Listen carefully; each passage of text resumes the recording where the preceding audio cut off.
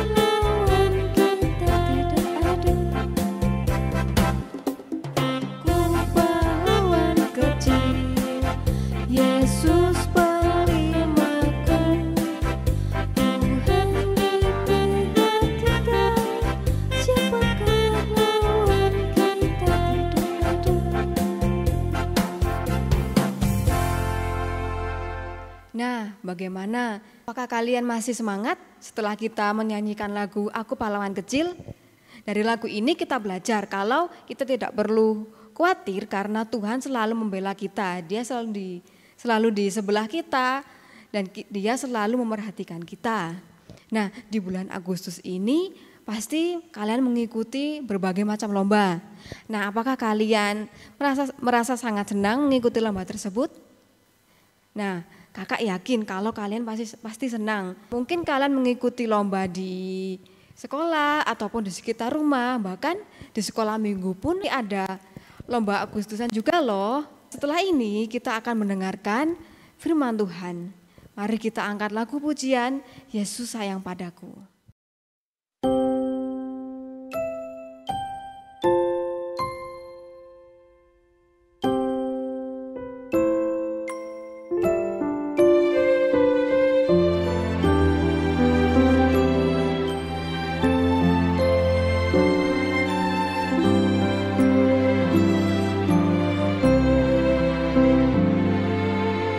Yesus sayang padaku.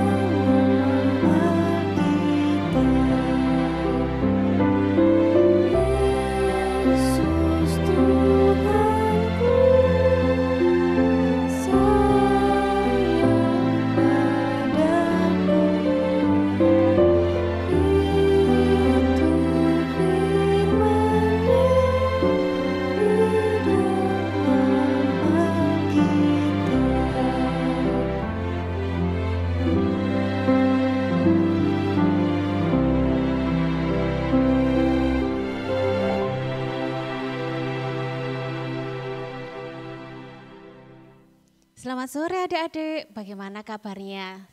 Sehat semua ya?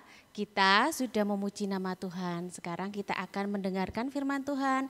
Sebelumnya kita berdoa terlebih dahulu. Mari kita berdoa. Tuhan Yesus yang baik, terima kasih untuk kasih setiamu dalam kehidupan kami. Kalau sekarang kami anak-anakmu akan mendengarkan firman Tuhan, Tuhan Yesus tolong kami untuk mengerti akan firman-Mu dan menjalankannya dalam kehidupan kami. Terima kasih Tuhan Yesus, haleluya, amin. Apakah kamu pernah mendengar cerita tentang surga? Surga adalah tempat yang indah, tempat yang menyenangkan. Tuhan ada di surga dan Tuhan ingin kita semua pergi ke surga suatu hari nanti. Tentunya kamu ingin masuk surga, bukan? Bolehkah saya bertanya? Apakah kamu yakin pasti masuk surga? Apakah alasan Tuhan mengizinkan kamu masuk ke surga? Banyak orang berkata, kita harus taat kepada orang tua, rajin beribadah, rajin berdoa, rajin berbuat baik, dan lain sebagainya. Tapi harus baik apa? Saya punya kabar baik untukmu. Ini kabar baiknya, surga adalah hadiah gratis dari Allah. Namanya hadiah, tentu kita tidak perlu membayar. Surga tidak didapat karena kita berbuat sesuatu, seperti rajin membaca kitab suci, rajin belajar, rajin berdoa, atau rajin melakukan perintah Allah yang lain. Surga juga tidak didapat karena kita layak atau pantas menerimanya. Seperti misalnya kita jadi anak yang pintar, anak yang rajin, kita tidak nakal, suaranya bagus, selalu juara di sekolah. Tapi sekalipun surga adalah hadiah gratis, semua orang tidak dapat masuk surga karena ada yang menghalangi, yaitu dosa. Kita semua adalah orang-orang yang berdosa. Dosa itu seperti kalau kita tidak taat kepada perintah Tuhan. Kita marah-marah, bertengkar, menyontek di sekolah, berbohong, berkata-kata kotor, berpikiran jelek, malas, dan lain sebagainya. Dosa juga kalau kita tahu yang baik tapi tidak mau melakukan, seperti membantu orang tua, beribadah, berdoa, taat kepada orang tua, tapi kita tidak lakukan, itu adalah dosa. Dosa sudah mengikat hidup kita sehingga kita cenderung untuk berbuat dosa. Kalau kita terus berbuat dosa, maka dosa kita akan sangat banyak. Dan dengan dosa yang banyak seperti ini, kita tidak dapat menyelamatkan diri kita sendiri untuk masuk surga. Kita seperti orang yang tenggelam dalam lumpur hisap. Tidak mungkin kita menarik rambut kita untuk mengangkat diri kita, bukan? Nah, kita juga seperti itu. Kita tidak bisa menyelamatkan diri kita sendiri untuk masuk surga. Mungkin kita berpikir, kalau saya banyak berbuat baik, nanti ditimbang dosa dan perbuatan baik saya, sehingga saya bisa masuk surga. Tetapi itu tidak mungkin. Mengapa? Karena untuk masuk surga kita harus sempurna. Artinya tidak ada dosa satupun yang kita lakukan dalam hidup kita. Tidak mungkin kita menyajikan kue dari gula, mentega, tepung, dan 9 telur yang baik, tetapi sudah tercampur dengan 1 telur yang busuk. Kenapa? Karena 1 telur yang busuk itu sudah mencemari semua adonan yang baik. Itu sama seperti dosa kita. Sekalipun kita banyak berbuat baik, tapi kalau ada 1 dosa yang kita lakukan, itu sudah membuat kita tidak sempurna, sehingga tidak bisa masuk surga. Tapi Allah bisa menyelamatkan kita. Mari kita melihat cara Allah. Kita harus mengerti, Allah tidak seperti kakek yang baik, yang hanya mengasihi tetapi tidak menghukum kita yang berdosa. Allah juga bukan seperti polisi yang adil, yang hanya menghukum dan tidak mengasihi kita yang berdosa. Yang benar, Allah kita adalah kasih sekaligus adil. Allah yang kasih, Dia tidak ingin menghukum kita sekalipun dosa kita banyak. Tapi Tetapi Allah yang adil harus menghukum kita, sekalipun dosa kita hanya satu. Nah, inilah hukuman orang yang berdosa, yaitu disiksa selama-lamanya di dalam neraka. Apakah kamu melihat ada masalah di sini? Tadi Allah kasih tidak ingin menghukum, tapi Allah yang adil harus menghukum. Bagaimana kasih dan keadilan Allah ini bisa bertemu? Ada sebuah cerita yang akan menolong kita untuk mengerti bagaimana kasih dan keadilan Allah bertemu. Ada seorang pemimpin yang sangat bijaksana yang bernama Syamila. Dia mau membebaskan rakyat dari pemerintahan yang kejam. Tiba-tiba suatu kali prajuritnya datang melapor bahwa ada yang mencuri bahan makanan mereka.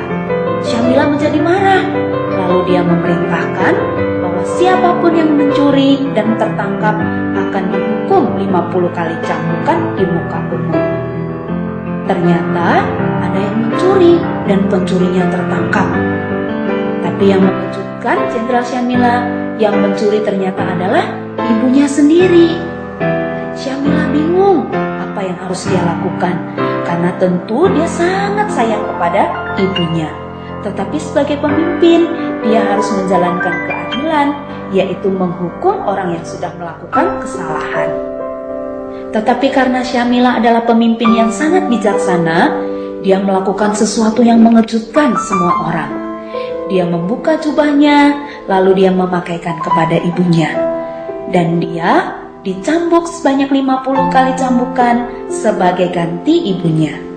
Dengan cara inilah Syamila menunjukkan kasih kepada ibunya, tapi sekaligus dia menunjukkan keadilan kepada semua pengikutnya.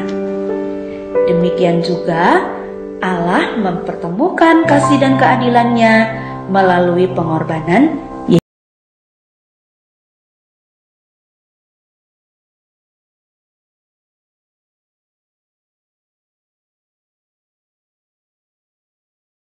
Itu tadi kita sudah menyaksikan video ya.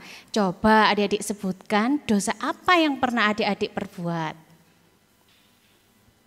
Oh iya, ada yang berbohong, ada yang berani pada orang tuanya. Oh, ada yang mencontek juga pernah ya.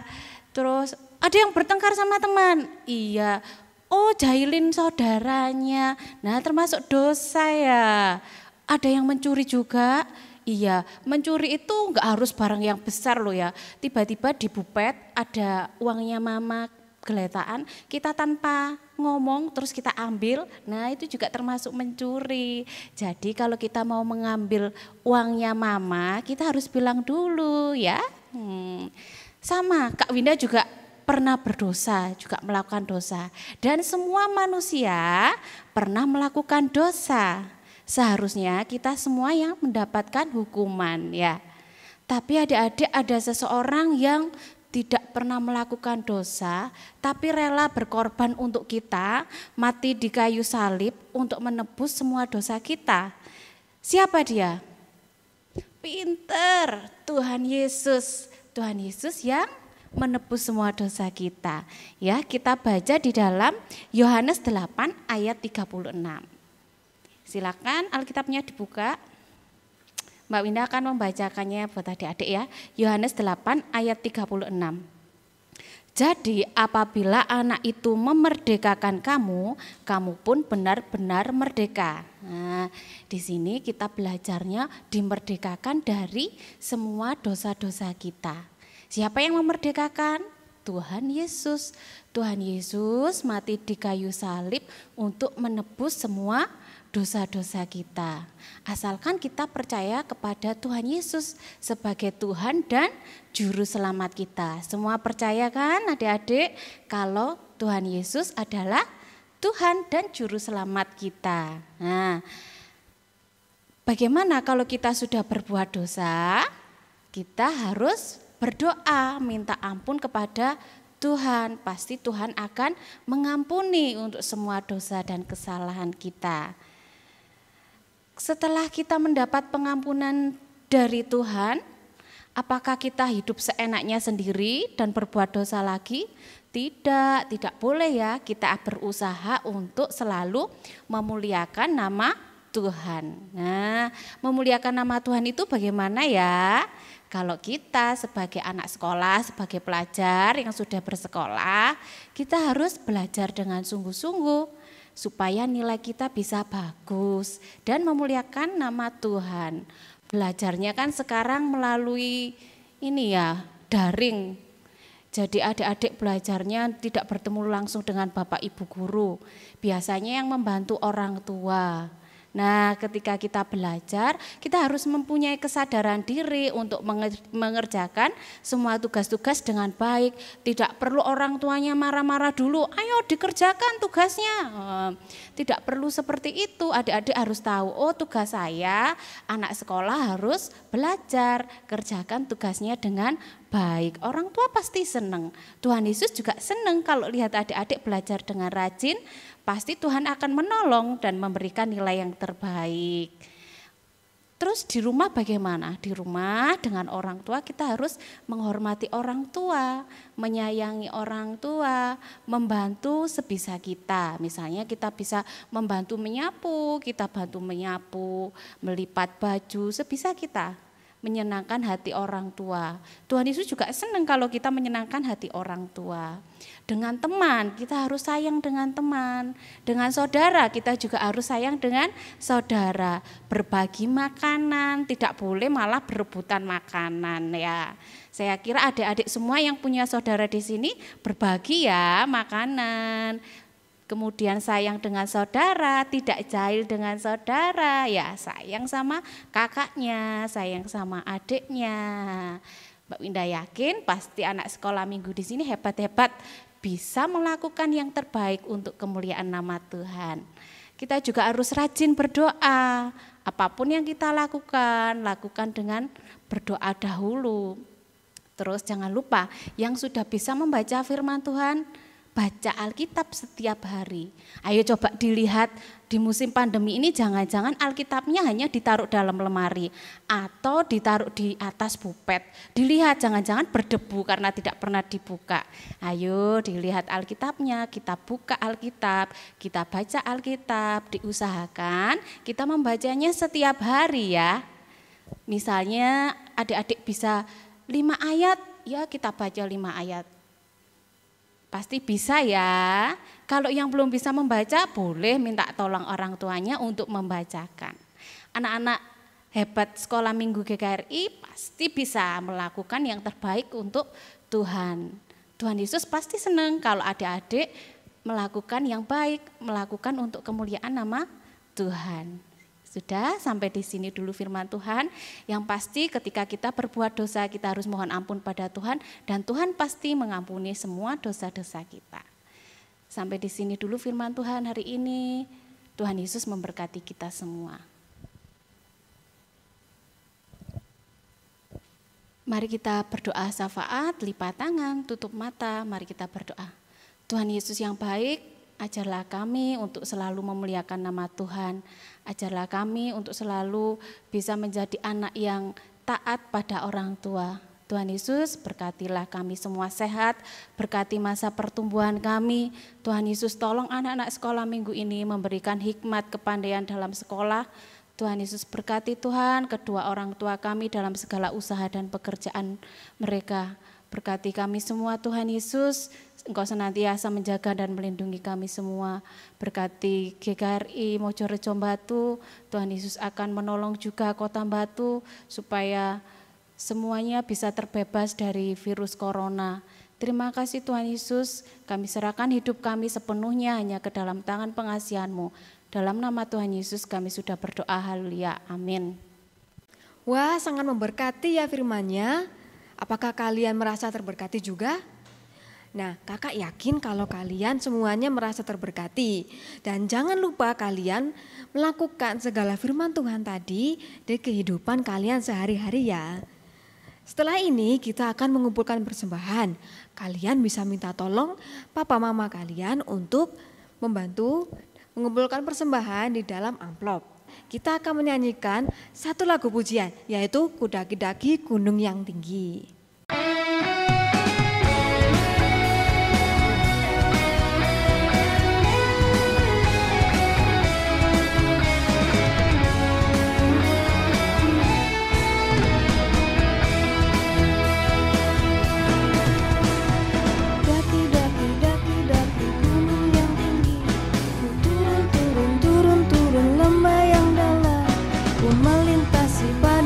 Hijau membentang, Yesus besertaku. Terbang, terbang, terbang, terbang luar angkasa. Ku selam, selam, selam, selam dalam samudra. Ku dayung, dayung, dayung, dayung perahu di sungai. Yesus besertaku. Di kanan kau ada, di kiri kau ada, di atas dan di bawah kau ada, di suka kau ada, di dukaku kau ada, karena Engkaulah Yesus.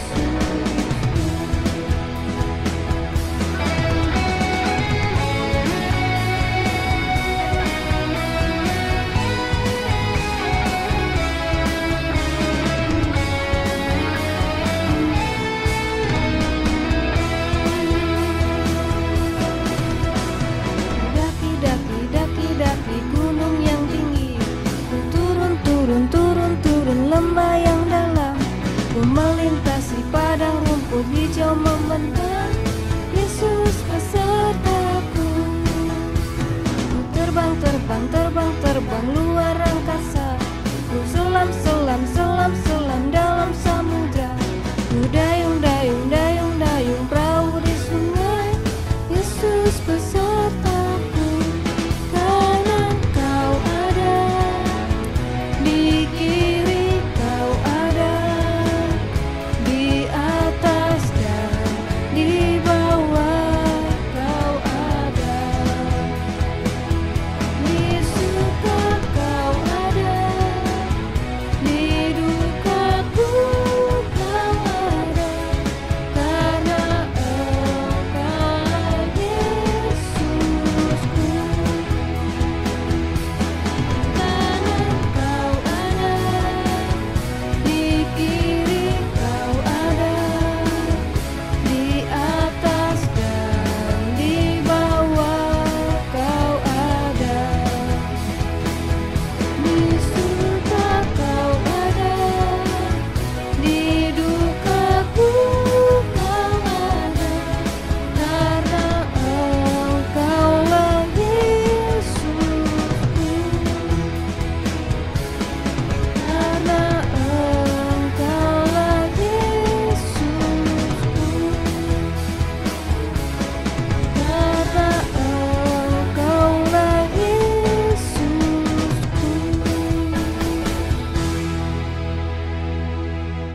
Mari kita satu di dalam doa. Bapa, terima kasih atas kasih-Mu karena Engkau telah memimpin kami dalam ibadah pada hari ini ya Tuhan, dan kami telah memberikan sebagian dari berkat-Mu. Kiranya persembahan kami ini bisa menjadi berkat dan juga berguna bagi pelayanan ya Tuhan. Dan sekarang kami telah menyelesaikan ibadah kami dan kami akan melanjutkan kegiatan kami ya Tuhan. Dan terima kasih karena Engkau telah menyertai kami selalu. Terima kasih ya Tuhan, haleluya, amin. Kita sudah menyelesaikan ibadah kita hari ini. Apakah kalian merasa senang? Kakak yakin pasti kalian merasa senang. Minggu depan kita akan bertemu lagi di Zoom meeting jam 4 sore seperti biasa. Oke, sampai jumpa. Tuhan Yesus memberkati. Hai teman-teman, jangan lupa like,